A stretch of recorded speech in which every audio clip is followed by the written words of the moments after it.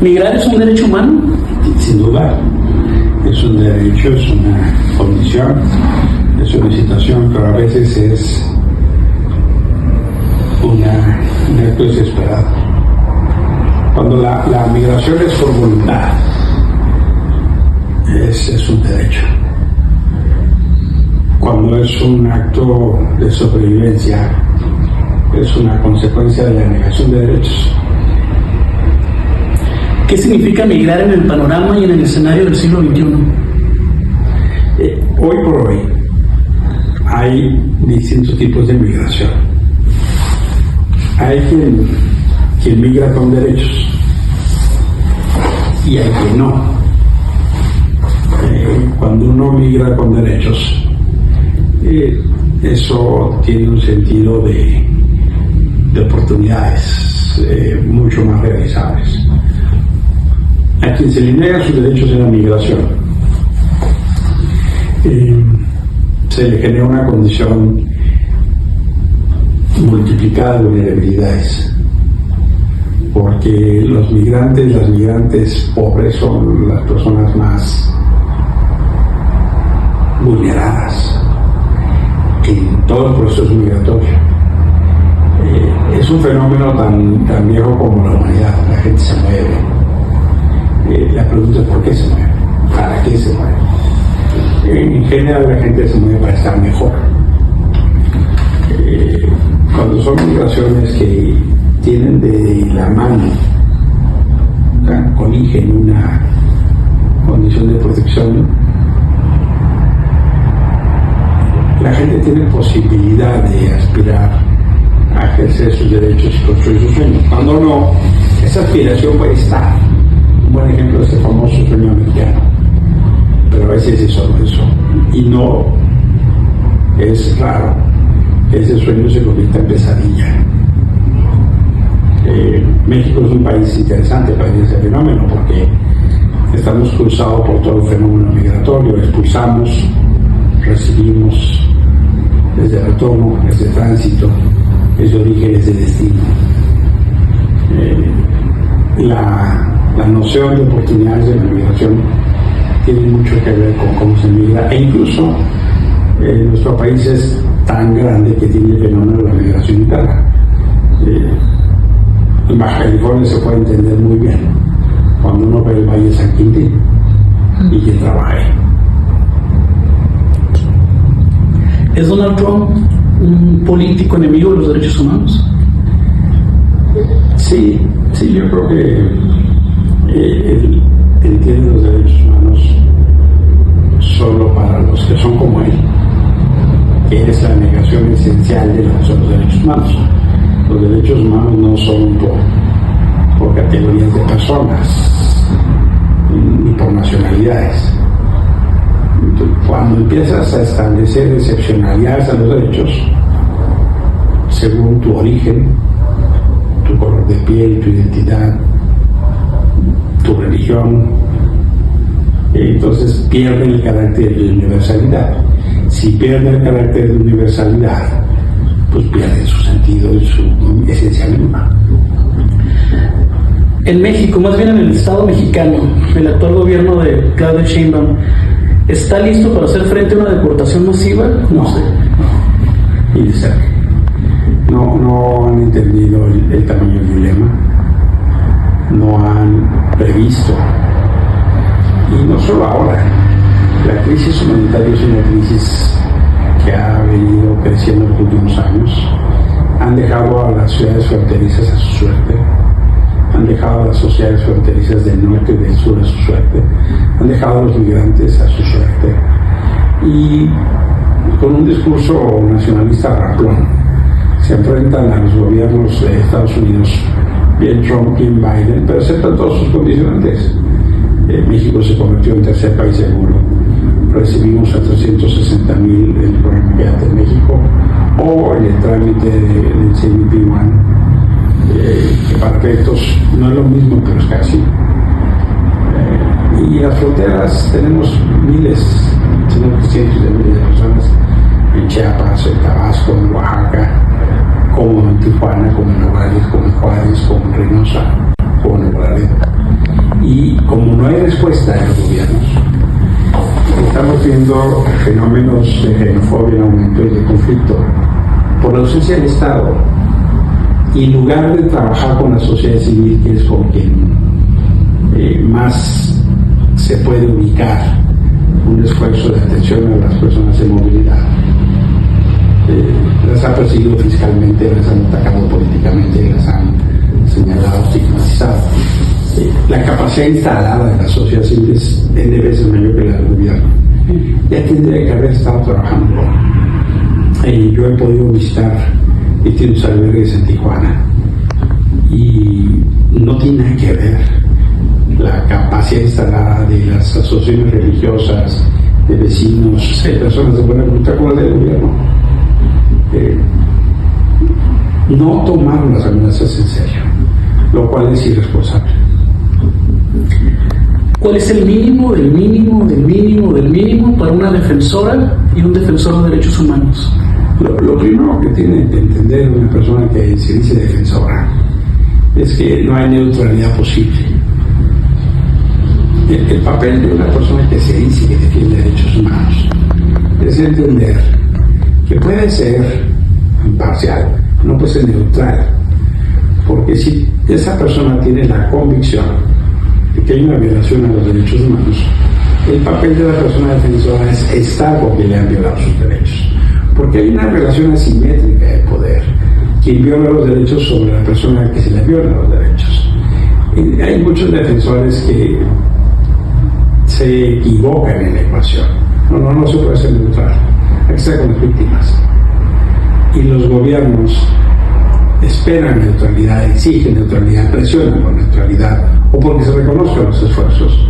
Pero no se entiende que en tanto cuanto hay una víctima, esa persona defensora tiene que estar con esa víctima. Y eso no quiere decir que tenga la razón o que sea buena o no. Eso quiere decir que es el paradigma de los derechos. ¿Tiene o no tiene derechos?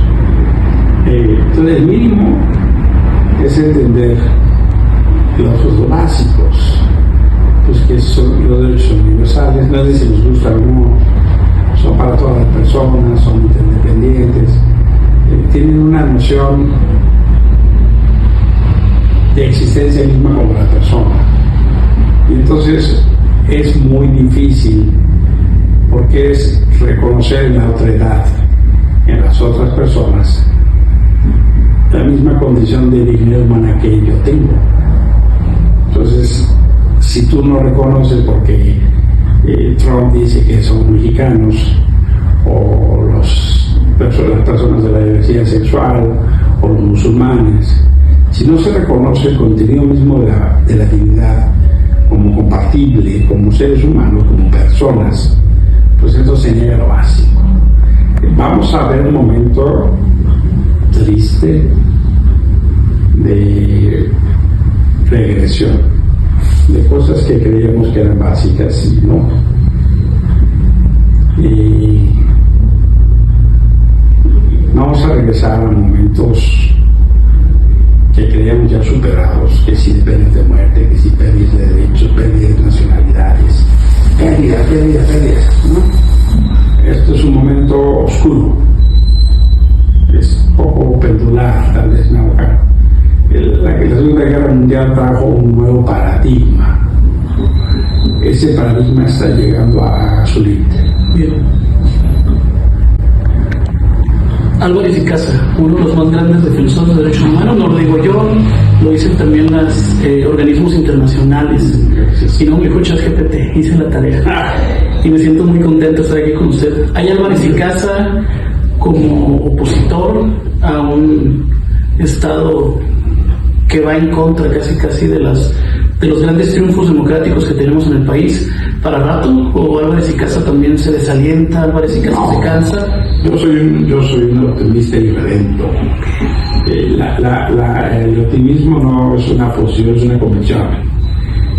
Y creo en la fuerza disruptiva de la esperanza, creo en la energía de la solidaridad y de no solo de hacer lo correcto, sino de luchar por la verdad, por la inclusión. No tenía mi generación contemplada con tanta nitidez que los derechos humanos conquistados podían tener un rezago, un reflujo, un retraso tan fuerte. Pensábamos que el camino era avanzar, pero la realidad de la historia son más necias, y lo que estamos aprendiendo es que lo conquistado se puede perder, y hoy estamos viviendo la transición a un nuevo régimen en código autoritario que supone la reducción de nuestros derechos y libertades. Hoy vivimos un nuevo régimen que, en su afán de demoler lo que se entiende como neoliberal o la época neoliberal, está arrasando con todo lo que se construyó en esa etapa para tutelar derechos de grupos en situación de desventaja. Se está demoliendo con esa idea que no solo bastaba la igualdad ante la ley, sino la igualdad en el ejercicio de los derechos. Esas barreras invisibles, pero que están en lo económico, en lo político, en lo social. Eso genera enojos y frustración también, pero también se convierte en un acicate, se convierte en un detonante con más energía. Yo tal vez hace algunos años diría, no me quiero poner en la arena política electoral, pero hoy no veo otra opción, porque la demolición lleva así la disputa del poder, la transición de un nuevo régimen autoritario neofascista significa entender que hay que levantar la voz. Habrá entonces algo de eficacia para tiempo en defensa de libertades y derechos. Me recordó aquello que decía Ortega y Gasset: aquel que no conoce su historia está condenado a repetirla. Y también anoche leía a Norberto Bobbio que decía: la Declaración Universal de los Derechos Humanos de 1945 fue un punto de partida, no un fin. ¿Estaremos viviendo las consecuencias de no haber hecho eco fuerte de eso? Es un paradigma civilizatorio, y ese paradigma en su avance tiene resistencias, y es muy nuevo. Para poner un ejemplo, en el planeta Tierra la esclavitud era legal hasta la década de los 70.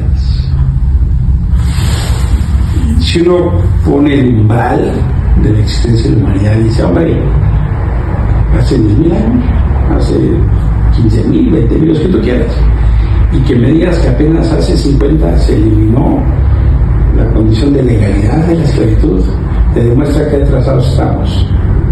Y eso no quiere decir que no haya formas conexas o similares a la esclavitud. Entonces, por eso es bien nuevo. El cromañón, ya no es ahora el cromañón a veces usa teléfonos tales que inteligentes. El cromañón a veces ahora usa carros de lujo, el cromañón usa corbata. O botones rojos para pedir Coca-Cola en San Juan. Rojos, o le trae la comida y ya no tiene que perseguirla con un garrote. Pero el cromañón existe, y la versión más auténtica del cromañón es el feminicidio, ¿no? El cavernícola sigue viviendo, y por eso el paradigma fundado en los derechos amenaza el cromañón. Y ese fenómeno nuevo tiene una enorme resistencia, tiene enormes miedos, y hay gente que cree que la agenda de las libertades es una agenda que descompone las sociedades, que descompone los valores morales, que descompone a las personas, cuando en realidad tiene que ver con la construcción de romper muchas cadenas de opresión, que las personas decidan, que las personas hagan, y no sean las estructuras de control económico o de culpas. Y entonces, claro, esos cambios hay quienes lo han vivido como pérdida de algo. Me refiero a los cambios que vienen aparejados de una cultura de derechos. Sí, han perdido privilegios, han perdido espacios, han perdido poder. Y lo que estamos viendo es a la legión de los agraviados de ese proceso civilizatorio reagruparse. Y esa expresión se da en esa expresión de los populistas, izquierdas y derechas, pero también se da por los déficits mismos en los regímenes democráticos que no garantizaron el ejercicio de derechos para todas y todos. Gracias, don Emilio Álvarez y Casa, uno de los actores políticos más importantes que ha dado México y que tiene este país. Muchas gracias. Como dice el meme, se tiene que decir y se dijo. Gracias. Un abrazo fuerte de todo California para usted. Con gusto. Saludos.